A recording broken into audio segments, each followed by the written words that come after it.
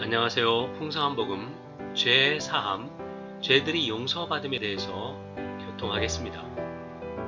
우리가 주 예수님을 믿을 때 우리가 첫 번째로 누리는 항목 중에 하나가 바로 죄들이 용서받는 것입니다. 의미를 보겠습니다. 첫 번째로 하나님의 의로운 형벌을 면제받는 것입니다. 요한복음 3장 18절에 보게 되면 아들을 믿는 사람은 심판을 받지 않습니다 라고 말씀하고 있습니다. 이 아들은 우리가 믿은 주 예수 그리스도이십니다. 그분을 믿을 때 사람은 심판을 받지 않습니다. 즉 하나님의 의로운 형벌을 면제받는 것입니다. 하나님은 의로우십니다. 근데 사람은 타락했습니다. 타락한 사람은 죄인이고 범죄의 기록을 갖고 있습니다. 이것 때문에 하나님께서 사람을 유죄 판결하셨고 또 심판하십니다. 또 형벌을 주시고요. 그 형벌의 결국은 영원한 불못입니다. 그런데 아들을 믿을 때 그 형벌을 면제받게 되는 것입니다. 왜냐하면 죄들이 용서되었기 때문에 그렇습니다. 두 번째로 그 용서받는다는 그 단어의 의미인데요. 이것은 뭐냐면 죄들을 떠나가게 하는 것입니다. 죄들을 보내어 가게 하는 겁니다. 떠나가게, 보내어 가게 하는 것을 말하고 있습니다. 레위기 16장에 아주 좋은 그 예가 있는데요. 거기에 속죄제물로 두 마리 염소가 있습니다. 하나는 여호와를 위해서, 하나는 아사셀을 위해서 드려지게 됩니다. 그런데 이 여호와에게 드려진 것은 주 예수님을 상징한대요. 그분은 십자가 위에서 우리 죄를 담당하시고 우리를 대신하여 하나님의 심판과 형벌을 받으신 것을 말하고 있습니다.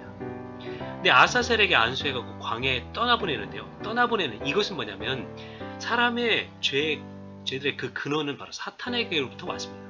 그래서 사람의 죄들을 사탄이 영원히 짊어지도록 사탄에게 떠나보내게 하는 것입니다. 사탄에게 되돌리는 것을 말하고 있습니다. 그래서 죄들이 용서받는다는 것은 죄들을 떠나가게 하는 것입니다. 세 번째로 히브리서 8장 12절을 보게 되면 내가 그들의 불의를 용서하고 그들의 죄들을 다시는 기억하지 않을 것이다 라고 말씀하고 있습니다. 용서받는다는 것은 뭐냐면요, 죄들을 기억하지 않는 것이고 죄들을 완전히 잊어버리는 것입니다. 컴퓨터에는 하드디스크가 있는데요, 이 하드디스크를 포맷하게 되면 데이터, 기록이 싹 사라지게 됩니다. 마찬가지로 우리가 주 예수님을 믿을 때에 우리의 이 죄들이 용서받게 됩니다. 그분은 우리의 죄를 기억하지 않고 완전히 잊어버리는 것입니다. 그 근거를 보게 되면요, 히브리서 9장 22절을 보게 되면 피 흘림이 없이는 용서도 있을 수 없습니다 라고 말씀하고 있습니다. 마태복음 26장 28절에 보게 되면 이것은 죄들이 용서받을 수 있도록 많은 사람을 위하여 쏟는 피, 곧 쏟는 나의 피, 곧 언약의 피라고 말씀하고 있습니다. 그래서 이 성경 두 구절을 볼 때 이 피 흘림, 주 예수님께서 십자가에 죽으실 때 그 옆구리에서 나온 그 피를 통해서 많은 사람의 죄들이 용서받을 수 있는 것입니다. 주 예수님의 이 피는 하나님의 모든 의의 요구를 만족시키셨습니다. 그리고 하나님의 의에 따라 우리 죄인들을 위해서 흘린 바 되셨습니다.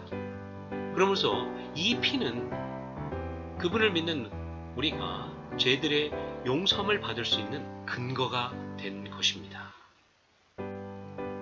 세 번째로요, 그 용서받는 길이 있는데 회개입니다. 첫 번째로 회개입니다. 누가복음 24장 47절에 보게 되면 죄들이 용서받을 수 있는 회개가 예루살렘에서 시작하여 모든 민족에게 그리스도의 이름으로 선포될 것이라고 하셨습니다. 이 회개라는 것은 뭐냐면 생각을 바꾸는 것입니다. 과거에 전에는 우리가 하나님을 생각하지 않고 하나님으로부터 멀리 떨어져 있었습니다. 이제 생각을 바꿔서 하나님께로 돌이키는 것이 회개입니다. 그렇게 할 때 죄들이 용서받을 수 있습니다. 이것은 예루살렘을 시작해가지고 지금 계속 온 땅에 선포되고 있습니다. 두 번째로 믿는 것입니다. 마태복음 10장 43절에 보게 되면 모든 신원자도 그분을 믿는 사람마다 그분의 이름으로 말미암아 죄들이 용서받을 것이라고 그분에 대해 증언한다고 말하고 있습니다. 그분은 바로 주 예수님이십니다. 그분을 믿는다는 것은 영접한다는 겁니다. 받아들인다는 겁니다. 그분과 연합되는 것을 말하고 있습니다. 그러한 회개와 믿음을 통해서 우리가 죄들이 용서받을 수가 있는 것입니다. 결과를 보면요. 첫 번째로 하나님을 경외하는 것입니다. 시편 130편 4절을 보게 되면 사유하심 용서하심이 주께 있으면 주를 경외케 하심이니이다 라고 말씀하고 있습니다. 우리가 죄의 용서함을 받았다고 해서 더 방종하게 행하거나 더 많은 죄를 짓는 것이 아닙니다. 반면에 하나님을 더 경외하는 것입니다. 또한 두 번째로 하나님을 사랑하는 것입니다. 누가복음 7장 47절을 보게 되면 그러므로 내가 그대에게 말합니다. 이 여인의 많은 죄들이 용서받았습니다.